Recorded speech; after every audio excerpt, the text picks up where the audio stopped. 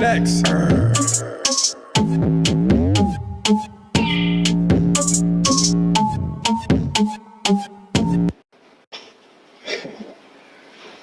So I know some people can eat like right before a performance. Some people gotta eat like a while before because of butterflies. Or which one are you? Well, it depends on the performance, and how much I have to do in that dance, if it's something super high energy or if it's a mellow, more concentrated performance, then it could vary when I eat. Right. Because I know Aisha and Rhythm Tribe. The sugar baby. Aisha's just not superior. Chocolates, cookies. Non-stop. I could say though, if I don't eat, I could feel weak throughout the performance. Actually feel tired or weak. Right. But are you able to stomach food though, like close to like a big performance? Like your bigger stuff? If you wanted to, if you were hungry and you wanted, because when I want to, I cannot eat. I don't even really get nervous per se, it's just everything down there just change up a little bit. Well, nerves also depend on, like I said, the performance. Like for some shows, weekly shows or something, I might just be very fine with rolling in, doing the dance and don't feel anything. But then something like, for example, the Machel show here, I was the most nervous I have ever been in life. I was at the side of You were the more stage nervous at the freaking one out. here than you were at the ones overseas? Most definitely. I was freaking out on the side of the stage. Right. I don't know, it was a little strange. I guess it's because, first time in front of the home, and everybody been seeing videos and commenting and dropping their opinion here and there, but then this is the first time actually doing it home. First Felt time like you I can't edit. had to be, well, not I really edit like that, but I felt like this one for sure needed to be perfect to represent home at home. So something like that I probably didn't eat. I don't even think I ate that day because it was super real? Yeah.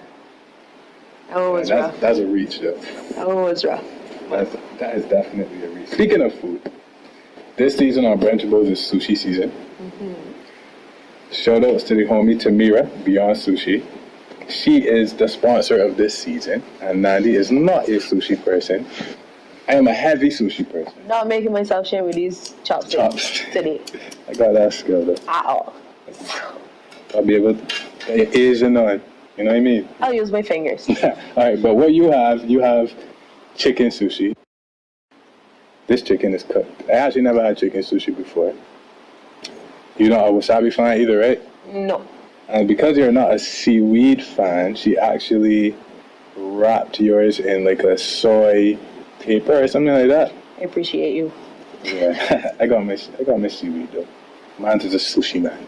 Mm-hmm. Then I got ginger, which you don't really. Alright, since you're not good at the chopsticks, let me take a little piece of ginger. They're looking pretty bad. I hear saying it's not just me. It's good the ginger a little thinner. Don't worry about it. So I can put that. I mean that's pink. And you could.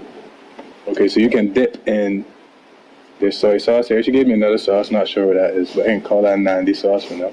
I like it. And you could try that. I have vegetable sushi today. Then you can see some avocado in here. Apologizing now for the fingers. Nah, you good. You the finesse boss. Nobody worry about you and fingers. Nobody thinks you don't have class, Nandi. Right, so I can put my ginger. Mm-hmm. See, people was complaining last season about, eating through the conversation. But they don't really know me. See? You can add like that ginger, then just drop down that. You're real good at chopsticks. Yeah, we can do that. Let the record show I actually am so much better at chopsticks than is being shown here, but I can take this. Drop the entire roll, yeah? Just want to point that out. Mm-hmm. Good veg sushi. You feel? How was yours, Nandi? It's good. I swear to God, I am so good to eat sushi. Yeah? Mm-hmm. It's really good. We got a new sushi fan, thanks to Beyond Sushi. Thank you very much. I am actually really good at chopsticks. I don't really know if I'll fold up that bleep or that blender. But we will get back to convo. I will have a time with this sushi in a bit. Look at me being all messy. First episode, right? Getting right back into the swing. Mm-hmm. So, the same talk that we just had about like eating before you do stuff. The only thing that this applies to would not be dancing for you, because you're multifaceted. You're African queen now. But before we even get to that, what other people know you for soca? What other genres of dance are you trained in, or do you specialize in, or at least know? Well, I actually started out with Barbados dancing, so doing more of modern contemporary from age 4, as well as folk groups. So I would say that my strongest genres are actually folk and African. Well, my most experienced genres are folk and African. And then probably soca. I started taking ballet classes officially when I was like 14. Ooh, ballet. Did that for a couple of years. Some content I need to see Nandi on the ballet. I need it. Oh, okay. Promise Brunchables, please. Put me on the spot here. 40 years done. Just one. Fine. I can take this clip, cut it out, and make it a promo clip just to put pressure on it. But yeah, so you specialize in modern contemporary. Well, you know about modern. You've learned modern contemporary, ballet, folk, and African being my strong points. My favorite genres, I would say, are probably dancehall and hip hop, which are the two that I have the least experience in. You're clearly a DJ. But it is what it is. You're capable of all of these, and you're a professional footballer, and you own and ride a street bike, and you study biochemistry at UWI. Correct? Yeah. Your brother didn't know that. You didn't. Fair enough. You know you didn't. So let's talk about those a little bit. You're a professional footballer. Well, I don't know that I call it, professional. what's professional to you? Who do you play for? UE. What's the highest level you play? National team, but it's not paid, so then it's not professional. Because you are a paid individual. Pocket watching. But yeah, the point is you play at the level of a professional football player. Okay. That's fair? Fair point. Right. Yeah, tell me about that. People don't know.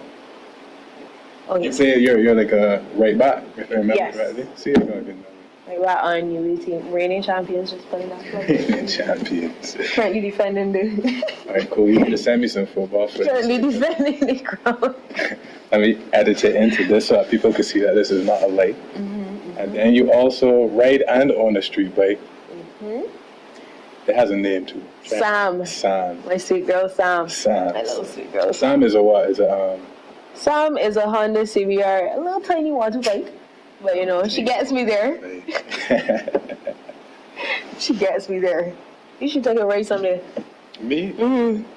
As in ride it myself or hopping on the back? Ride it yourself. Because then I hopping on the back and not trusting you.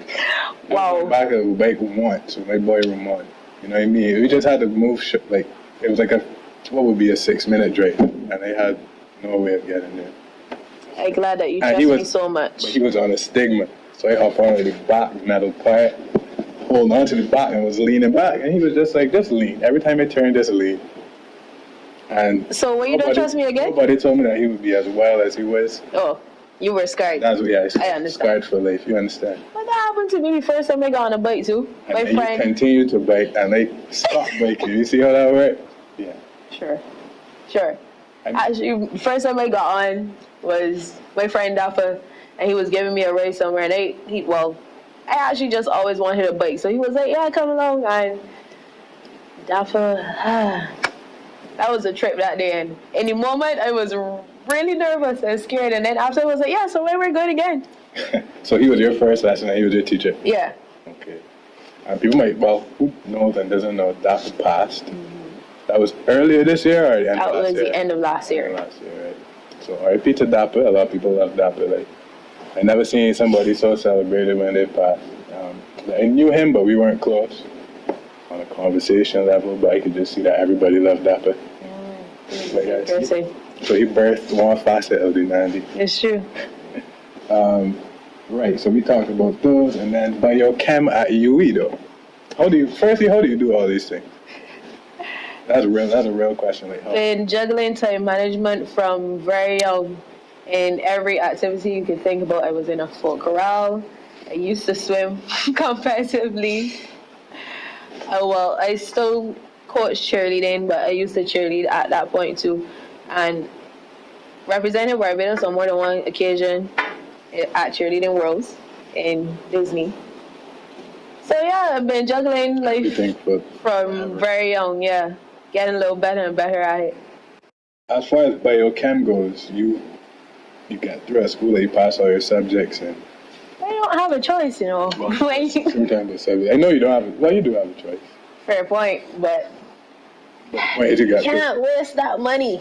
I seen on your story that I seen you like blending grass. I thought it was like some spirulina or something. I was about to ask you to bring a smoothie.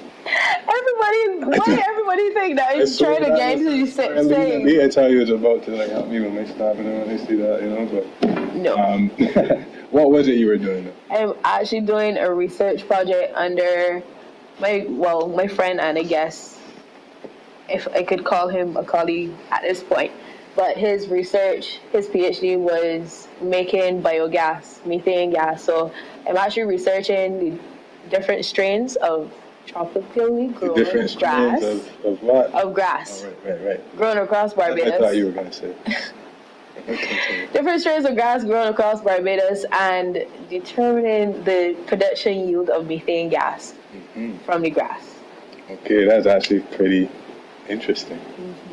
So as the grass decomposes in certain conditions, they produce gas, and then that could be used like to cook with or converted to electricity or as an alternative for vehicles. It's just a fuel in general. So you try like different types of grass and grass at different stages in decomposition? Pretty much. I feel like the scientist. Yeah, you know what's going on. Yeah. You're right. I know the whole chopsticks though. Well, based on today... Continuing on. Yeah, edit. So I know very few fairy tale stories in Barbados and entertainment. Most people complain and say it's tough. I know a lot of good dancers. Obviously, you stand out. One of the fairy tale stories that I know is DJ Puffy being a wild card in the finals for the Red Bull International DJ competition and becoming the winner and the biggest winner ever, as in most following, etc. Yeah. Obviously, he was prepared, but he had an opportunity that went right.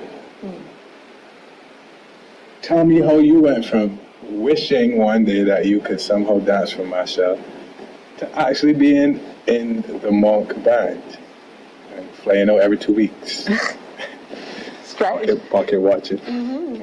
Oh, it took a great deal of time before I actually settled in that this was actually happening. Like, I always used to joke and say, when I finish UE, hopefully, I'm just finishing up on UE, giving Machel and Riri time to come pick me up, you know?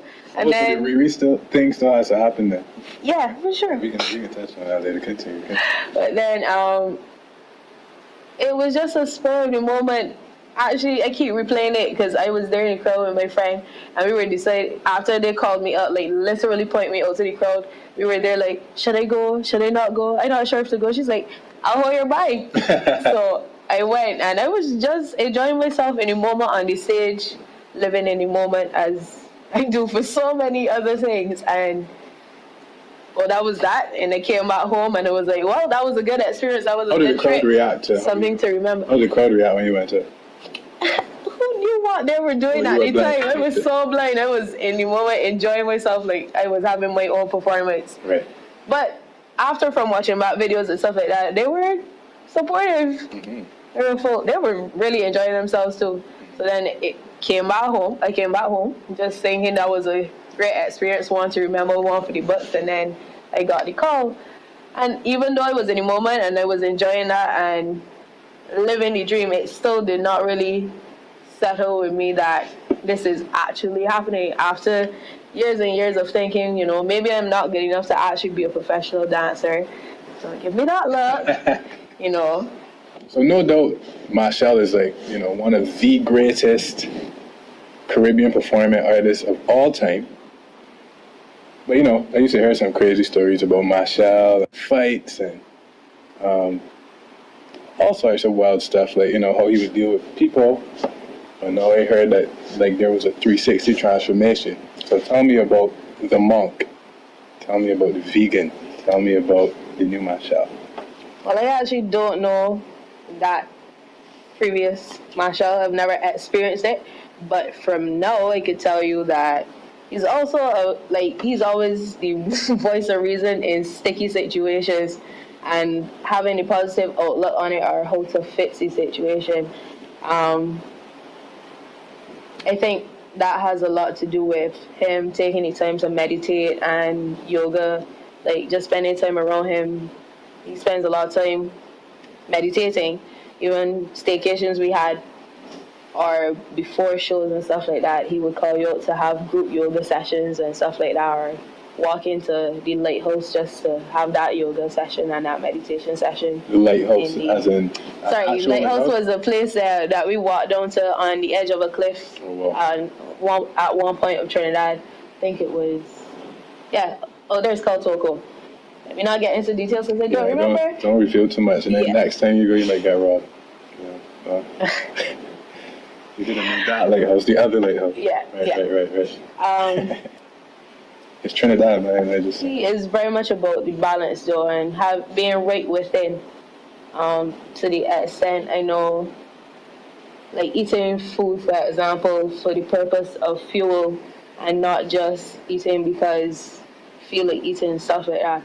So he is very conscious of himself and being balanced within himself, so that he can then put out a good energy to everybody else that he influenced with his music. Okay, so he's not just a vegan, he's also alkaline eater, if you're talking about energy and stuff. He's deep into his plant-based diet. Yeah, very much so. So the next time Machel comes, I'm going to get a Brunchables interview so I can talk to him about all this stuff and you can look it up, right? Perfect. But basically, there was another spot I think I heard about, another property he has or something. Where was this about? Is this the same spot you're talking about? Like, he has like a retreat, like a ranch or something like that, no? Oh yeah, it's probably Tokyo that you're talking about. Oh, it's called Tokyo? Toko is a part of Trinidad. Right. I'm not Japan. Yeah. There's a whole different vibe though, because there's a way, what we would consider country, I guess, the equivalent kind of East Coast, right, where you could fully disconnect. Like, you don't have any noise pollution, you don't hear cars passing. If you are outside at night, it is complete darkness. If you walk to certain parts, complete darkness and just the moonlight, and it's extremely, you just hearing nature. So you start to, well, you don't have any choice but to reflect in those instances, to be honest. Right. So start thinking about self, which was the purpose of the retreat. Right. Okay, that's pretty cool. I like spots like that myself. I love the East Coast. But I mean, I would also reinforce that stuff I'm talking about is stuff that I would have heard from the past. That doesn't necessarily mean it's true. Mm-hmm. But based on your experiences so far, you would say he's becoming, or at least, if he is not, he's becoming a very balanced individual. Yeah. He's just, as all people should be, he's particular about his product, and he knows what he wants, and will do his best to get the best product out there. So I can't fault him for that. Yeah, for sure. Being the best definitely brings imbalance. So I get it. I guess you'll have more stories for me in the near future.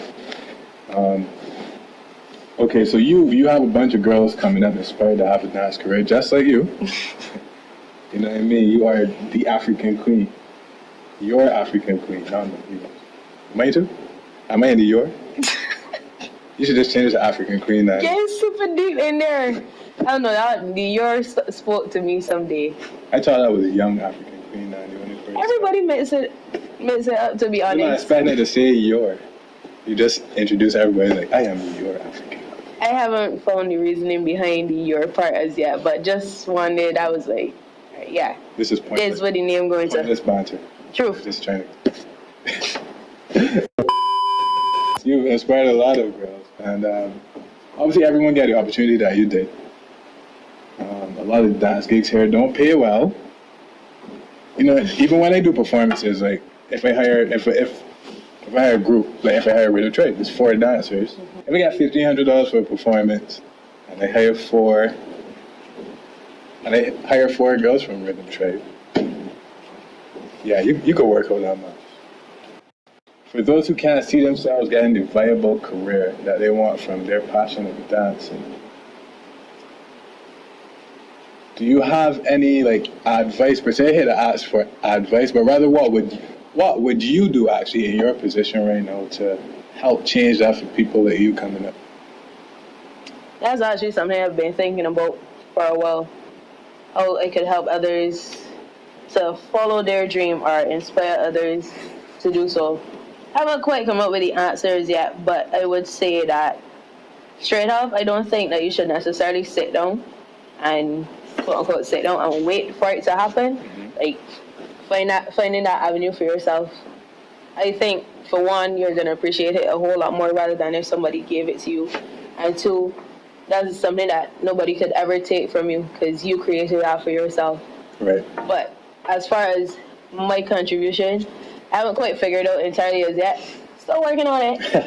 Well, I mean, to be fair, you already contribute because, and I mean, it's better I say and not you because then it would sound like if you're full of yourself. But just being you and putting that energy out there and people following you and seeing you, that is inspiration, and that is a little bit more of an idea of what is possible.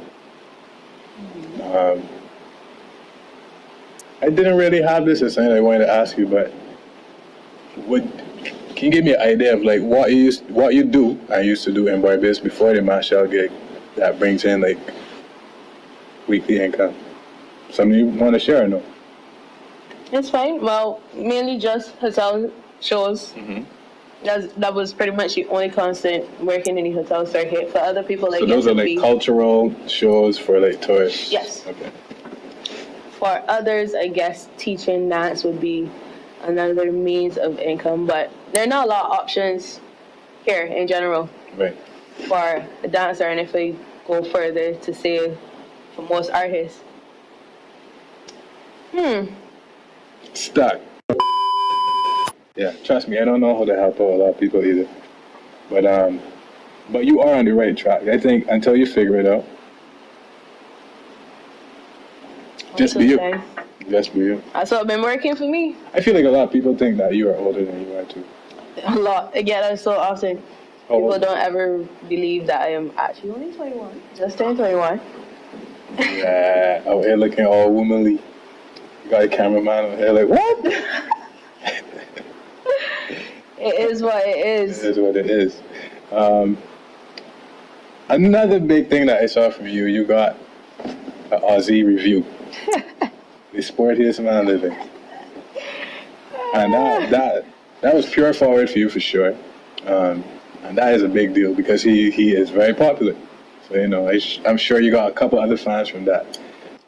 One of the things that I saw from that is something that I see sometimes on other videos, like comments on their other videos from like Crop Over and, you know, dancing representing our culture. Those from far away white people, that's what we call them, WIPEPO, white people. I've seen it. Figure that out. But yeah, just people, I'm kidding by the way, but people not used to the culture. They might see a dance and I've seen it on the Aussie review, like an ignorant man just judging. I can't remember what he said. And I think you replied to, which should not have done. Should not have. But we're not even gonna focus on that. What if you had to sit down in front of a girl from another culture that's into this culture and wants to do something similar to you, and they're minor, and they want to convince their mother, and you had to make a case? Like, I'm just asking you, how would you side with our culture if you had to respond to someone that was not sure if that's what they wanted for their daughter?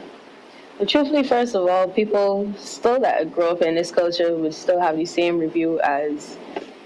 Well, some people, don't say people in this culture. Some people is exactly my point. So it's not necessarily that I need to step that far to even have that argument. Right.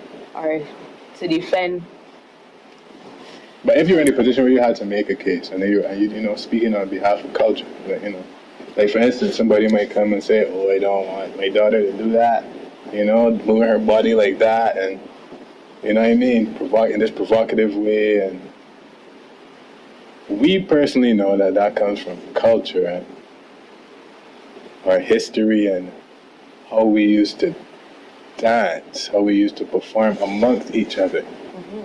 And there were representations for those dances. It wasn't just random. So all of this stuff came from that. I feel like you're here making your own answer, or you're answering it for yourself. I guess that's just the beginning of it. But I guess if I answered, you can't really repeat that. But part of it to me is that people will sexualize whatever they feel like. There you go. I didn't want to say it because I'm a guy, and then it was People will sexualize the slightest thing, and that's not something that you can necessarily avoid. To me, in general, dance is something, as art forms are a means of expression, and if that is how you choose to express yourself, why are you going to, well, we know that this is not how it goes, but why are you going to let somebody dictate how you are supposed to express yourself? Right. So, if they're going to sexualize it, that's entirely up to them. How it affects me is the only thing that I could control. I could only control my reaction, and I can't control how people feel towards it, and everybody will have an opinion. So I just make sure that me good, for the most part.